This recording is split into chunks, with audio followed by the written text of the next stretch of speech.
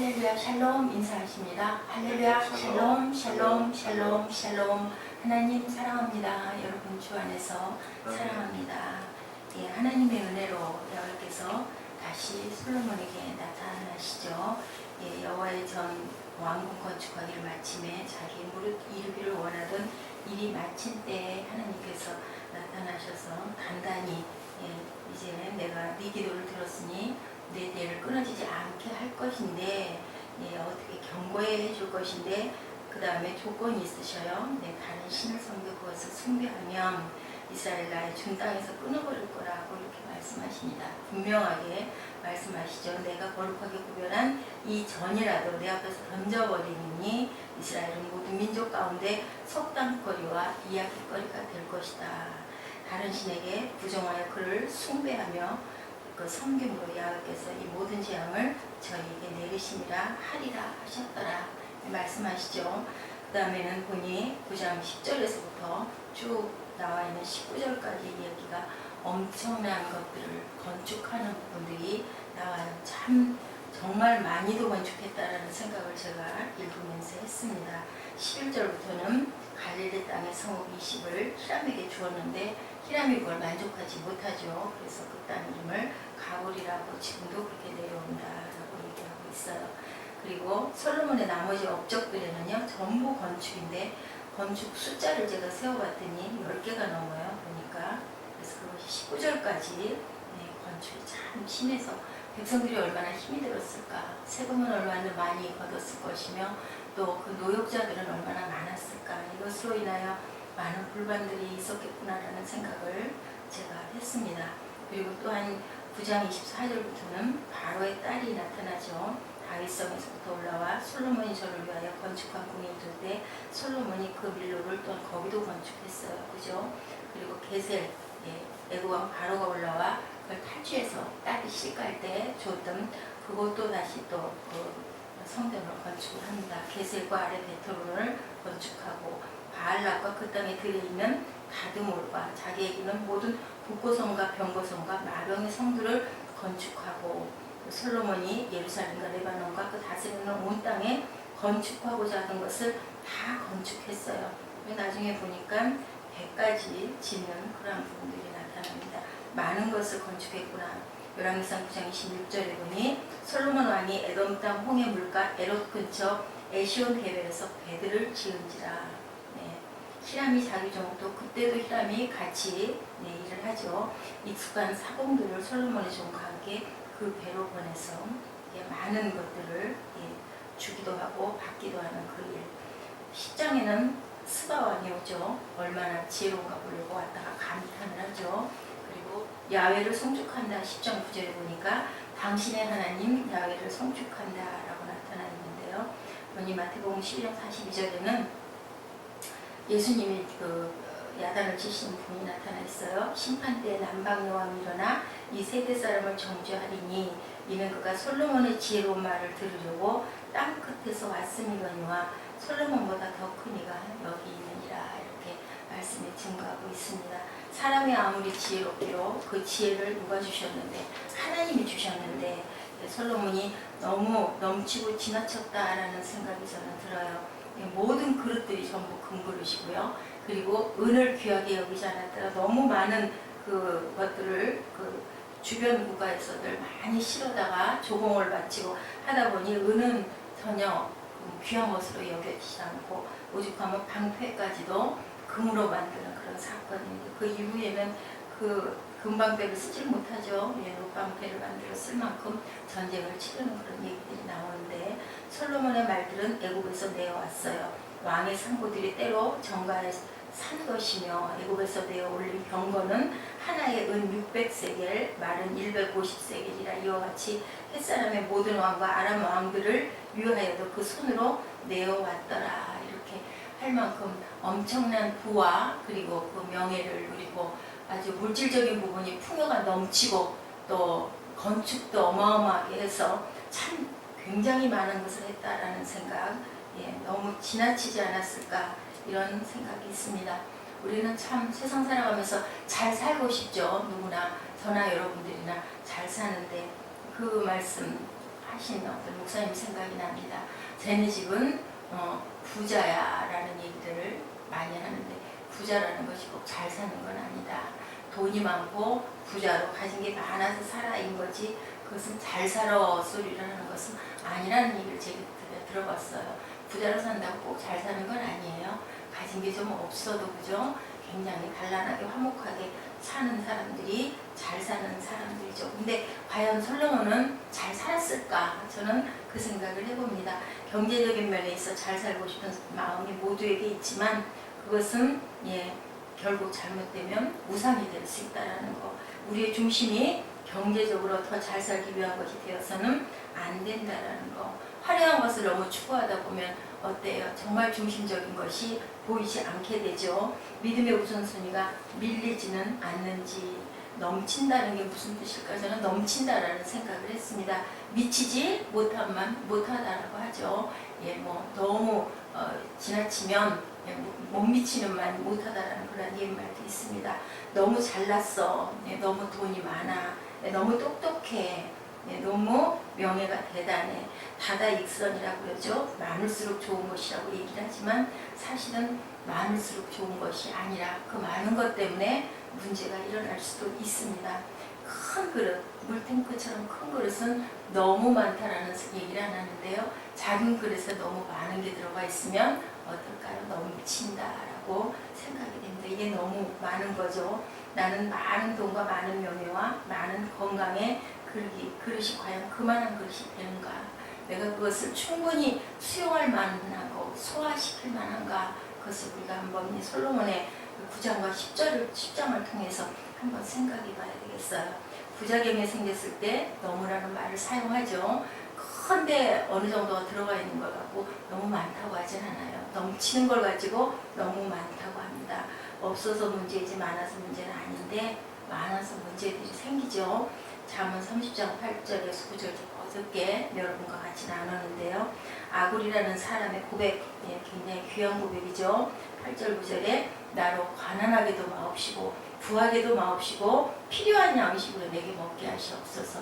우리 결국 갈 때는 다 놓고 가지 않습니까? 자녀에게는 꼭 한 가지 믿음만 물려주면 될 것 같습니다. 믿음의 유산, 그리고 그 예배의 훈련이 가장 중요할 것 같아요. 내가 배가 불러서 하나님을 모른다 하면 안 되고, 너무 가난하면 어때요? 도적질할 수 있죠. 우리 본능적인 것 때문에 사흘 굶어서 도적질 안 하는 사람이 없다고 하는데요. 너무 많은 것이 화를 자초한다. 솔로몬도 너무 보니까 정말 제가 보기에도 너무 많은 것을 건축을 했습니다. 너무 많은 물질의 풍요를 누렸어요. 오늘 우리가 너무 부자가 되지 말라고 기도해야 되는데 그것이 못 살라는 것은 아니죠. 돈의 노예가 되지 말라라는 것을 항상 경계해야 된다. 돈은 참 굉장히 좀 희한하죠. 너무 적어도 너무 많아도 그것은 노예가 돼요. 너무 적어도 또 돈 타령을 하게 되니까 그것도 또 하나님 보시기에 온전치가 못하고 하나님 영광을 가릴 수도 있죠. 그렇기 때문에 적당한 것. 근데 기도하면 하나님은 그 부분 넘치지는 않지만 꼭 필요한 만큼은 아주 어떻게 힘들게 메고 나갈 만큼은 채워주십니다. 근데 너무 많았을 때 제가 보면요, 그런 그 귀함이라고 할까요? 그 스릴이라고 할까요? 그런 거 못 느껴요. 근데 어떻게 그게 그냥 다 맞아 떨어져 가면은 정말 감사하고 귀한 생각이 더 듭니다. 이렇게 할 수 있는 대로 우리가 열심히 노력하고 너무 많아서 그것에 노예가 되는 그런 것을 경계해야 되겠다. 여러 계시를 받은 것이 지극히 크므로 너무 자고하지 않게 하시려고 누가 바울이 내 육체에 하나님이 가시를 주시고 기도했더니 내 은혜가 내게 속하다고 했죠. 그때 깨달았죠. 바울이 내가 이 가지고 있는 어떤 하나님에 대한 지식이나 이런 것들 때문에 너무 자고하지 말라고 내게 가시를 주어서 아픔을 주어서 그럴 때마다 어땠을까요? 얼마나 괴로웠을까요? 근데 그때마다 하나님을 찾았겠죠. 그것까지 본인의 것까지 다 해결을 했다면 이 바울이 하나님 찾을 일이 별로 없었을 것 같아요. 그때 보면 손수건만 갖다가 덮어도 다 병이 나을 정도로, 근데 본인의 병은 고치지 못하는 가시를 하나님은 두셨습니다. 고린도후서 10장 7절에 여러 계시를 받은 것이 지극히 크미로 이렇게 나오고 있습니다. 자신의 육체적 질병을 낫게 해달라고 기도했지만 하나님께서는 그것은 들어주시지 않았어요. 그래서 우리에게 어떤 문제점이 하나 있을 때 우리가 기도를 깊이 하면 하나님의 뜻이 보이기도 합니다. 이것을 좀 어떻게 꼭 해결하고 싶은데 하나님께서 잠잠하시거나 아니면 정확하게 어떤 감동을 주시죠. 말씀으로 주시기도 하고 찬양으로 주시기도 하고 우리 또한 어떤 내적으로 어떤 확실한 어떤 감동을 주실 때 하나님이 답으로 주십니다. 1절에 보니까 솔로몬이 야훼의 정과 왕궁 건축하기를 마치며 자기의 무릇 이루기를 원하던 일이 마친 때 솔로몬 성전은 대단히 큰 규모의 일이었는데 그것을 통해서 왕궁도 지을 수 있도록 힘을 주시죠. 기동력을 주시죠. 밀고 나갈 수 있는 능력을 주십니다. 그 큰 일들을 20년이나 걸쳐서 했어요. 하나님이 특별한 방식으로 솔로몬에게 나타나셔서 이제는 말씀하죠. 아주 중요한 것을 말씀하고 계십니다. 4절 5절에 내가 만일 내 아비 다윗의 행함같이 마음을 온전하게 하고 그리고 나의 법도와 율례를 지키라고요. 네, 하나님의 계명을 우리는 구약이나 신약이나 마찬가지로 그것의 완성이 사랑인데 사랑을 가지고 이루고 나가면 절대로 내 왕위를 경고케 하겠다고 그랬어요. 내가 너를 떠나지 않을 것이고 경고케 하는데 만약에 그렇지 않을 때는 내가 이 전이라도 내 앞에서 던져버리라. 6절에서 7절에 그렇게 말씀하고 있습니다. 하나님이 지어서 내가 만족해했던 이 전도 하나님의 전도 절대로 내가 그대로 두지 않겠다라고 말씀하시고 그대로 하시죠. 네, 그러기에 중요한 것은 화려한 것이 아니라 솔로몬 성전이 화려하지 않아서 무너진 게 아니죠. 하나님은 그것은 그런 것들을 보시지 않습니다. 멈춰야 할 때 우리가 멈출 줄 알아야 되고요. 가야 될 때 때를 놓치지 말고 기회를 잘 잡고 서야 할 때 가야 할 때를 우리가 정확하게 구별할 줄 알아야 될 줄로 믿습니다. 예, 그의 초기 20년을 다시 정리하고 진짜 이루어야 하는 것을 말씀하시는 하나님의 음성을 들었어야 되는데 멈추지 않았죠. 계속 진행해 나가고 어찌 보면은 우리가 달리다가 벼랑간에 멈출 수 없는 게 어때요? 그 가동 힘으로 인하여서 못 멈춘 것처럼 아마 그냥 계속 앞으로 나가다 보니 결국은 멸망하는 그런 일이 일어났습니다.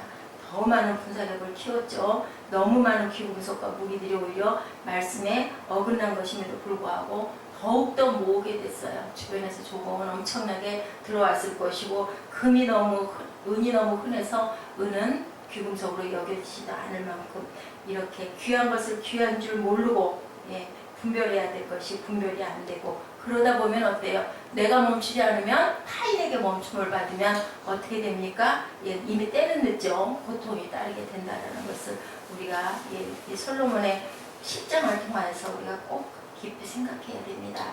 화려함이 감추고 있는 진실, 어느 정도 화려하면 사람들이 행복한데 그게 너무 지나치면 이제 몰라요. 아무것도 무엇이 무엇인지 구별도 못하고 사람들이 화려함 때문에 진실을 보지 못하고 화려함은 진실을 가로막는 장애물이 되고 맙니다. 화려함이 결코 신앙을 보장하지 못한다는 그거는 누구에게나 해당이 돼요. 아무리 믿음이 좋은 다윗 같은 사람도 결국은 너무 편하고 너무 승승장구하다 보니까 어느 날 눈이 돌아가고 하나님과의 관계가 끊어져 버리고 죄를 범하게 되죠. 바세바를 범하게 되는 그런 일들을 하고 그걸로 인하여 아들에게도 반역을 당하고 엄청난 고통을 받습니다. 벌을 꼭 받죠.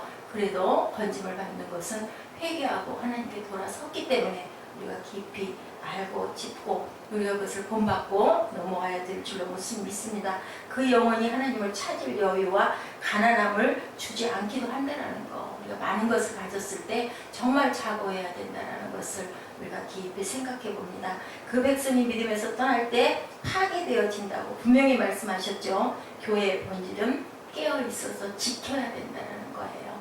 어디에도 누구에게도 예외는 없다라는 거. 그래서 뭐라 그래요? 악은 모양이라도 바라보지도 말고 그 자리에 있지도 말라고 말씀하고 계십니다. 우리가 성공을 한 목회를 엄청나게 성공을 했다고 해도 어떤 목사님은 평생을 성전만 짓다가 돌아가는 분도 있다고 그래요. 과연 그게 복된 모습일까 생각해 봐야 합니다. 하나님 나라를 위해서 우리가 성공을 해야 되겠죠. 항상 두렵고 떨리는 마음으로 깨어서 기도하고 항상 겸허하게 겸손하게 거룩한 하나님의 형상을 본받는 저와 여러분이 되시기 바랍니다. 너무 많이 성공하는 것은 크게 성공한 사람들만의 이야기가 아니고요. 바로 이 땅을 사는 모든 사람들의 문제입니다. 너무 많은 경우를 저마다 가지고 있는데 우리에게는 시간이 없어서 여러분들 사랑하지 못하고, 그죠? 시간이 없어서 성경 보지 못하고, 시간이 없어서 예배드리지 못한다면 그것은 넘치는 거죠. 너무 바쁜 거죠. 너무 여유가 없다고 그러죠. 정말 바쁘다고. 근데 그것이 자랑이 아니라는 거. 우리 영혼이 메말라지고 하나님과의 관계가 끊어질 수도 있다는 것을 깊이 생각하십시다. 너무 큰 것에 매달려 주님이 크다 말씀하시는 소자에게 관심이 없어서 냉수한 그릇을 대접하지 못한다면 우리가 천국에 입성하지 못하겠죠.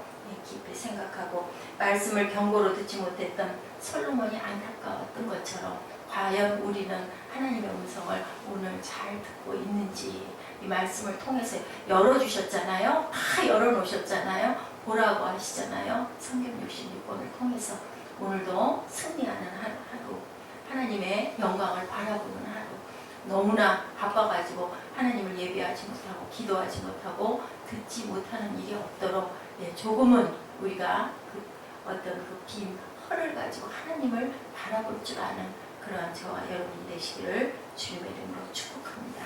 기도하시겠습니다.